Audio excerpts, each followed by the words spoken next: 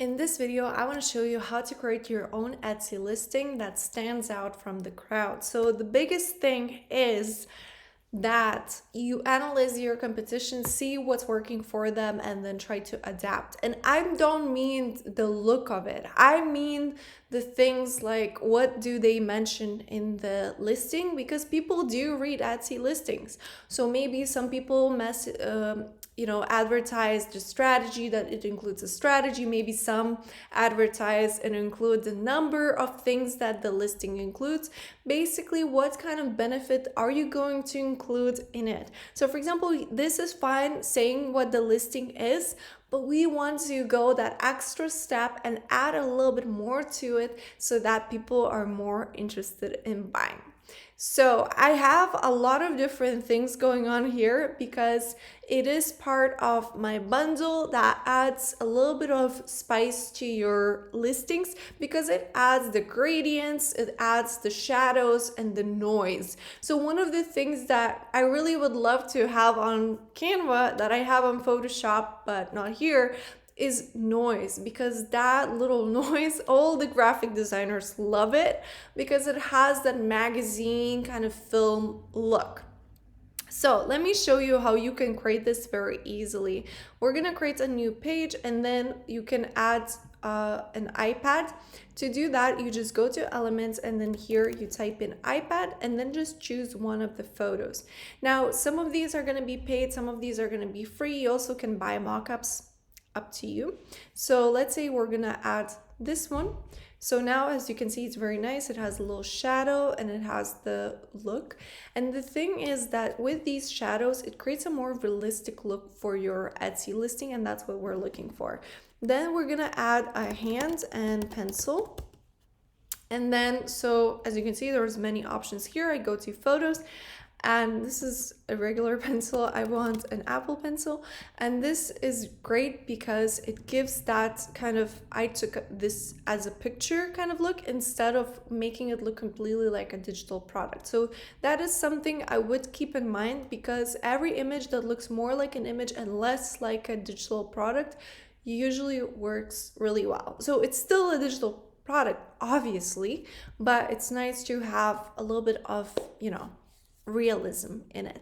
Then the next thing is you would add your planner over here. You can actually use a frame. So we're gonna go type in rectangle frame over here, and then you can add that. So you're gonna go here into frames and then choose one that matches the look of your planner. So it's not gonna be exactly, but it's gonna be close enough. So let's say this one, or I might find a better one, but you will have to try it out and look. Now, if you do want to add a custom frame and you want to create this custom frame and match it perfectly, I do have a video for that, so check the link in the description. So let's say I'm not going to spend too much time on this because I just don't want to waste your time, and obviously none of these are looking like they're gonna work perfectly for me. Let me just copy the one I have already so we don't waste time. Another way to do this is you can actually just add the image, so that way you can control it a little bit more. But if you're gonna reuse this, then it's better to have a frame. So let's say we have an image that we want to use. I'm gonna go to Canva and just type in iPad just to see and copy some image. So you could technically use one of these, and there's quite a few nice templates over here that you could technically use. For example, this is very nice because it has that realistic look.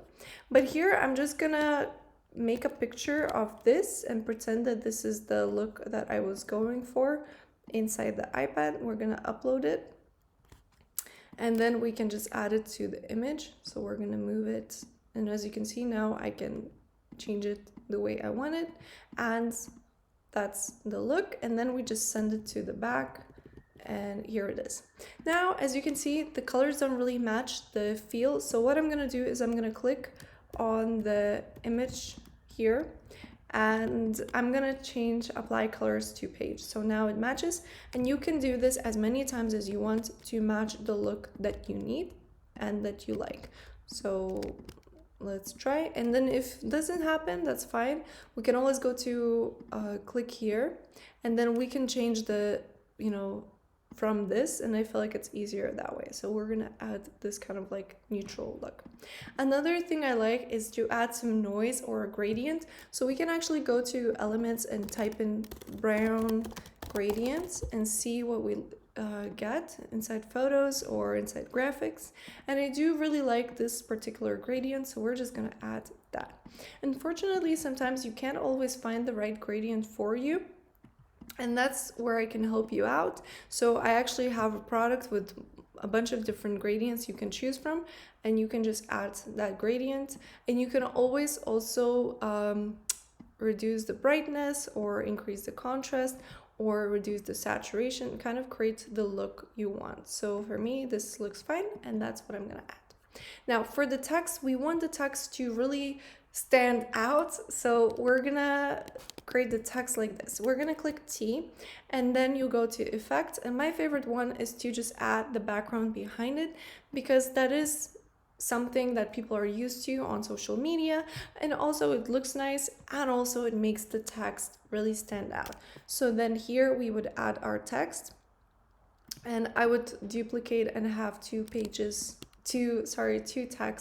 that I would use. So, you know, you could say Good Notes Planner if that's your keyword. I would want to add something extra, something more spicy, so maybe best Good Notes Planner or something like that. So let's do that. And another thing I want is that here I'm gonna add strategy. So basically I just tell you why you should buy this product instead of the competitors. Now we're going to select both of these, we're going to move them to the left, and we will try different options. So I'm actually going to try the ones in the middle first, and we're going to position them in the center as well. So here it's how it looks like. And then I'm going to click on the image, and I'm going to apply colors to this, and we can see that it applies the colors I need from the look, or I can apply colors from my gradient, and again it changes it. Sometimes it doesn't work, like in this case, so if that's the case, we're just gonna leave it as white, but I would test it out nevertheless. Now this we're gonna move a little bit so it's in the middle, and then this is a little bit up, and this we're gonna send to back. And I never stop here because there's always something that could be better. So we're gonna copy this, and we're gonna delete the background, and I'm gonna add something else, to this that I think is gonna work much better than this. So this I'm gonna group so it's easier, and this hand as well. Let's group all of this, and then I will make this a little bit bigger because I feel like it's gonna look better. I feel like this is too small. So this is the look, and now we're gonna add that little spice. So I have these gradients that are transparent, and that's what we're gonna do. And I'm just gonna send them to back, so it's just the background, but it has, as you can see, a little bit of texture, and that texture is what makes you stand out from the crowd. Now make sure that the text isn't too high up. Usually if it's in this line, it's fine, but I would still test it out once I upload it to Etsy. So again, because Etsy cuts the top of this, so make sure that your text is visible. And then this, I feel like it's gonna look better if it has a little bit of color. So we're gonna try black, and then I'm gonna add some white text. So, you know, I want it to stand out, and I want it to be the most visible thing. And then we add another one, and what I do next is I choose the color from the image. So I'm gonna color pick this one, for example. I'm gonna make it a little bit darker, and then I'm gonna add a different kind of grain. So let's say this one, and send it to back. This is the look. Then I'm gonna duplicate again, and I'm gonna go to image.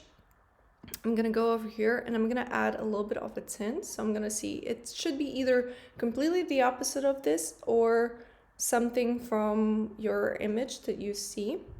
And we're gonna also add a little bit of warmth, so it's more visible. So I'm actually trying to match this below over here. I'm gonna decrease the brightness, and this is the next look again. And this time I'm gonna change the brightness completely dark, remove the saturation, maybe not as dark, maybe something like this. And then we also need to remove the things that we did with the warmth. So now it has a more kind of dark look like that. And the background as well, we're gonna change to something else. So now it changed. Let's move this like that.